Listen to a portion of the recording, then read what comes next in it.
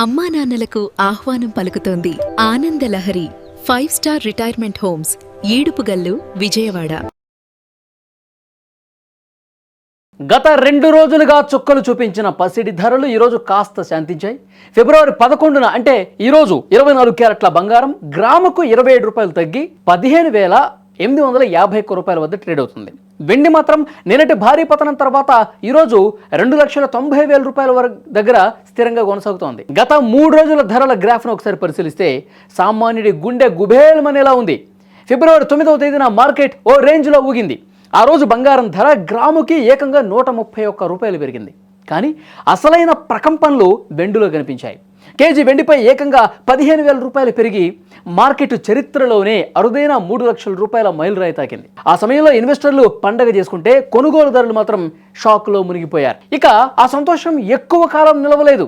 మరుసటి రోజు అంటే ఫిబ్రవరి 10న పరిస్థితి రివర్స్ అయింది. బంగారం ధర స్వల్పంగా 87 రూపాయలు పెరిగినప్పటికీ వెండి మాత్రం ఊహించిన విధంగా కుప్పకూలింది. ఒకే రోజు కేజీ వెండిపై 10,000 రూపాయలు తగ్గిపోయింది. లాభాల స్వీకరణ కోసం ఇన్వెస్టర్లు వెండిని భారీగా విక్రయించడమే ఇందుకు కారణమని విశ్లేషకులు భావిస్తున్నారు. అంటే 3 లక్షలకు వెండిన వెండి ఒక్క రోజులోనే 2.9 లక్షలకు పడిపోయి అందరినీ ఆశ్చర్యానికి గురి చేసింది. ఈరోజు పరిస్థితి చూస్తుంటే పసిడి ప్రేమికులకు కాస్త ఊరట లభించినట్టే కనిపిస్తోంది.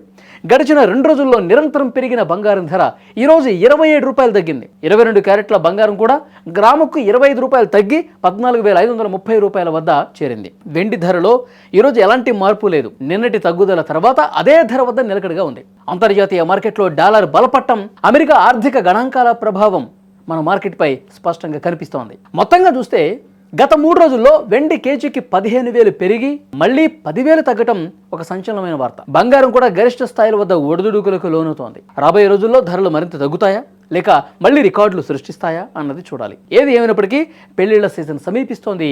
ఈ నేపథ్యంలో ఈ స్వల్ప తగ్గుదల మధ్యతరగతి ప్రజలకు కాస్త ఉపశమనమే అని చెప్పాలి.